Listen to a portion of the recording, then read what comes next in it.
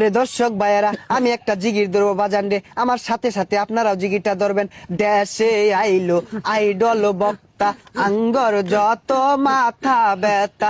দেশে আইলো আইডল বক্তা, আঙ্গর যত মাথা ব্যথা। তার মাহফিলে 20 লাখ মানুষ, আঙ্গর মাহফিলে নাইকা। তার মাহফিলে 20 লাখ মানুষ, আঙ্গর মাহফিলে নাইকা। আরে কথা কোন ঠিক কিনা? যাও 2-4 কামাই করতাম, সবই দিছে বাত মাইরা। দেশে আইলো ভাইরাল বক্তা, আমগর যত মাথা ব্যথা। আরে কথা কোন ঠিক কিনা? গভীর মনোযোগ দিয়ে শুনবেন ভাইয়েরা আমার। গত মঙ্গলবারে গেছি আমি বাজারে একটা ছাগলের বাচ্চা কিনতে। 5000 টাকা দিয়ে বাজান রে ফুটফুটে একটা ছাগলের বাচ্চা কিনে আনছি। বাড়িতে আইনা দেখি রাখার মতো কোনো জায়গা নাই। সারা রাত ছাগলের বাচ্চাটা আমার সাথে থাকছে, সারা রাতি ম্যামে করছে।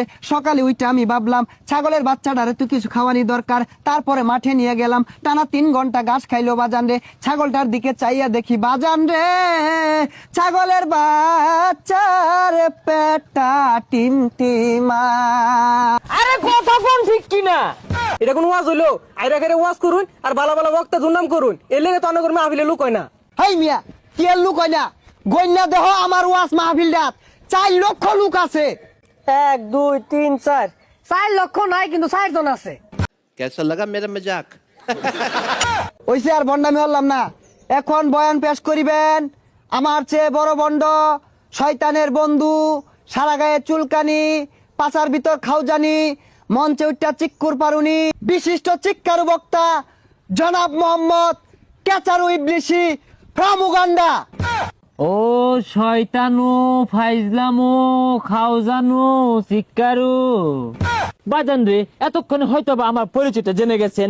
I am come from to Kekatla. দীর্ঘদিন যাবত এই বাংলার জমিনে আমি ওয়াজ করতেছি, ওয়াজ করে ভালো টাকা পয়সা ইনকাম করতেছি, ভালো মন্দ খাওয়ার সুযোগ হয়েছিল। হঠাৎ করে কি যে হলো, এই বাংলার জমিনে হঠাৎ করে বিদেশ থেকে আরেক ভাইরাল বক্তা এসে আমাদের বাত মেরে দিল। হাই মিয়া, ভালো মতো ওয়াজ করুন, মানুষের কি জ্ঞান কে লেগিয়া, এর লাগে তো অনেক মাহফিলে লোক হয় না। এই জান্নাত, তুমি চুপ করো। তুমি কি জানো, যতদিন পর্যন্ত ওই বক্তারে আবারও